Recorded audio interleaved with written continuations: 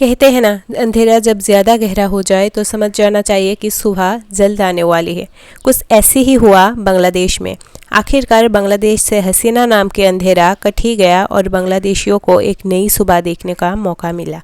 बहुत टाइम से बांग्लादेश में हसीना की डिक्टेटरशिप चल रही थी। लोग तंग आ चुके थे, लेकिन कोई कुछ भी नहीं कर पा रहा था क्योंकि वहाँ की पुलिस, मीडिया सब कुछ हसीना के कब्जे में था। जनवरी में बांग्लादेश में इलेक्शन हुआ और हसीना चौथी बार वहाँ की प्राइम मिनिस्टर बनी। तब यूएस ने खुल के एक न्यूज़ पब्लिश की थी जिसमें उन्होंने कहा था कि बांग्लादेश की इलेक्शन फ्री और फेयर नहीं है। कुछ लोग इस इलेक्शन पर विरोध भी करने लगे, लेकिन ये बहुत ही छोटी तौर पे थी और इस पर कुछ नहीं हो रहा था। बात तब बिगड़ी जब शेख हसीना ने कोटा रिफॉर्म करने के लिए सोचा।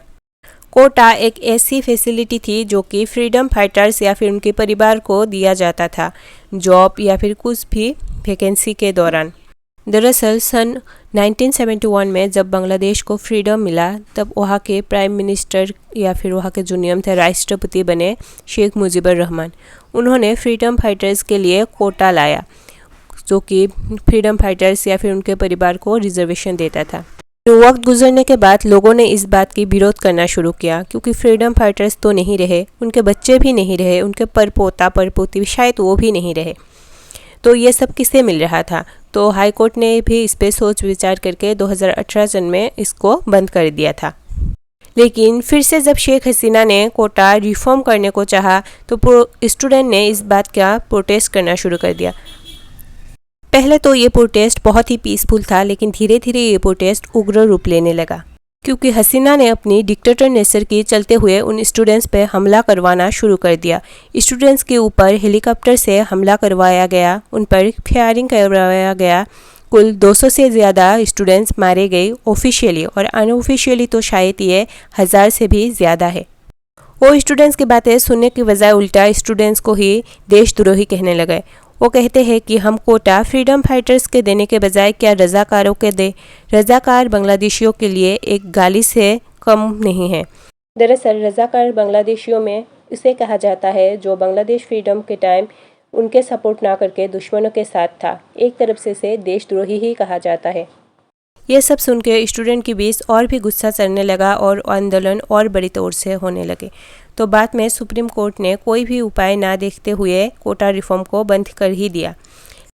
लेकिन बात अब इससे बढ़ चुका था। बात बस इतना नहीं था, उन्होंने अपने इतने सारे साथियों को खोया, बिना किसी जुल्म के उन निर्दोष को मारा गया।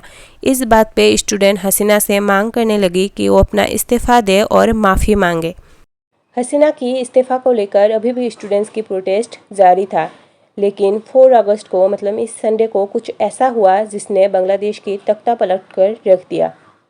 स्टूडेंट्स की रैलीज जारी था तो हसीना ने अपने आवामी लीग या फिर छात्र लीग के लोगों को कहा कि आप भी इस रैलीज के खिलाफ रोड पे उतर जाइए।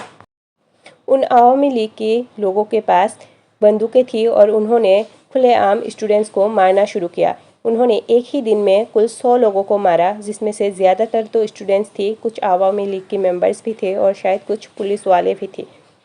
इस हादसे के बाद पानी सर से ऊपर चला गया और स्टूडेंट्स ने कहा कि अब तो सीधा ढाका चलो। सब लोग ढाका के लिए आने लगे। वो लोग ढाका को पहुँचे और हसीना की जो ऑफिशियल रेसिडेंस था उसके सामने आ गए और हमला करने के लिए तैयार हो गए। वहाँ पर बहुत ही पुलिस था, प्रोटेक्शन था, लेकिन वो लोग भी कुछ नहीं कर पाए। तख्ता तो तब बदली जब आर्मी ने भी कहा कि वो लोग स्टूडेंट्स के ऊपर कोई भी हमला नहीं करेंगे और वो लोग स्टूडेंट्स को देशद्रोही नहीं बुलाएंगे। एक तरफ से देखा जाए तो आर्मी भी स्टूडेंट्स को ही सपोर्ट कर रहा था और यहाँ तो 99% बांग्लादेशी स्टूडेंट्स को ही सपोर्ट कर रहा था। के ऊपर इतना प्रेशर था कि वो मजबूरन उसे इस्तीफ़ा देना ही पड़ा और अपने बहन के साथ देश छोड़कर भागना पड़ा। हसीना ने इस्तीफ़ा देने के वक्त एक स्पीच देने के लिए सोचा था, लेकिन उसे वो भी नहीं मिला और उसे तुरंत ही देश छोड़कर भागना पड़ा। एक तरफ बांग्लादेश में जश्न का माहौल है, लेकिन एक तरफ अभी भी ये सब जारी है। कुछ लोग आवामी लीग के लोगों की घर को जला रहे हैं, उन्हें मार रहे हैं। कुछ लोग मुजीबुर रहमान की जो स्टैचू थे उसे तोड़ रहे हैं। मेरे ख्याल से अब इस सब की कोई ज़रूरत नहीं है, क्योंकि गलती हसीना ने की थी, उसके बाप ने नहीं। उन्होंने तो बांग्लादेश के लिए बहुत कुछ किया था, उन्होंने बांग्लादेश को फ्रीडम दिलाई थी। तो अब ये सब रोक के एक नए बांग्लादेश की शुरुआत करनी चाहिए। तो इसी के साथ हसीना की अंत होता है और हमारी इस वीडियो की भी अंत होती है। फिर मिलते हैं एक नई वीडियो के साथ, तब तक के लिए सावधान रहे, सतर्क रहे, खुश रहे। Bye bye.